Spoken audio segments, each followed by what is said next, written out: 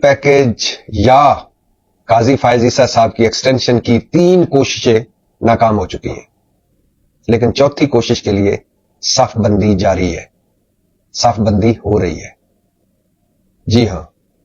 اندر کی خبر یہ ہے کہ حکومت سر جوڑ کر بیٹھی ہے اور حکومت کہہ رہی ہے کہ یہ جو ہمیں شرمندگی ہوئی، ناکامی ہوئی، ہمارا منہ کالا ہوا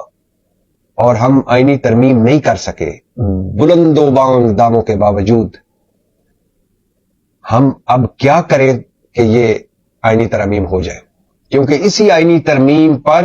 یا انہی آئینی ترمیم پر یا اسی جوڈیشل پیکج پر اب حکومت کا مستقبل بھی ٹکا ہوا ہے۔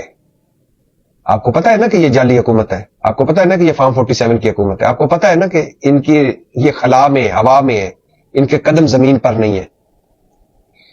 اور اگر سیڑھی نیچے سے کھینچ لی جائے یا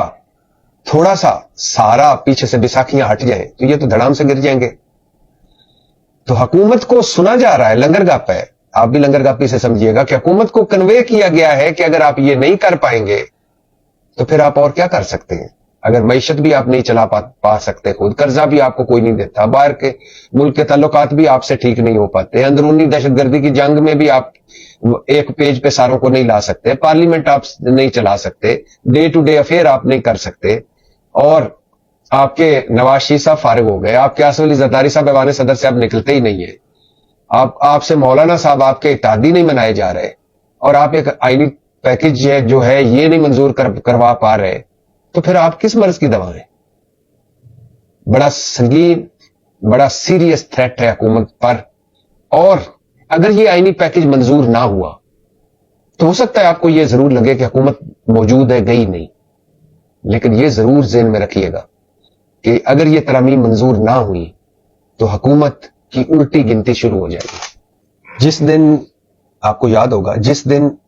عمران خان، وزیر اعظم عمران خان اور سابقہ اسٹیبلشمنٹ میں عثمان بزدار کے معاملے پر، ان کی وزارت اعلیٰ پر پہلی درار پڑی تھی، جس دن D G I S I کی تقرری پر سابقہ اسٹیبلشمنٹ اور وزیر اعظم عمران خان کے درمیان دوسری درار پڑی تھی، اس کے بعد بھی عمران حکومت کافی عرصہ رہی، لیکن جو اندر کے لوگ ہیں وہ یہی کہتے ہیں آج بھی اور اس دن بھی کہ الٹی گنتی عثمان بزدار سے شروع ہو گئی تھی۔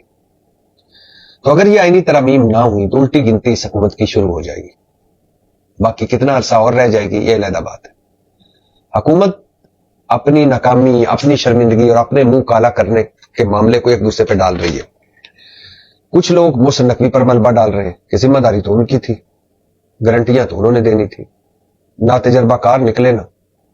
محسن نقوی نے سارا کچھ معاملہ خراب کر دیا، یہ شہباز گروپ کے لوگ کہہ رہے ہیں، اور وہ کہہ رہے ہیں کہ محسن نقوی چونکہ نہ تجربہ کار تھے، اوور کانفیڈنٹ تھے، اس لیے ہم یہ مرحلہ سر نہ کر پائے۔ کچھ لوگ کہہ رہے ہیں کہ زرداری صاحب چونکہ سائیڈ پہ تھے، بلاول بھٹو کو انہوں نے آگے کیا ہوا تھا، اور بلاول بھٹو وہ رزلٹ نہیں دے سکے جو انہیں دینے چاہیے تھے، حالانکہ بلاول بھٹو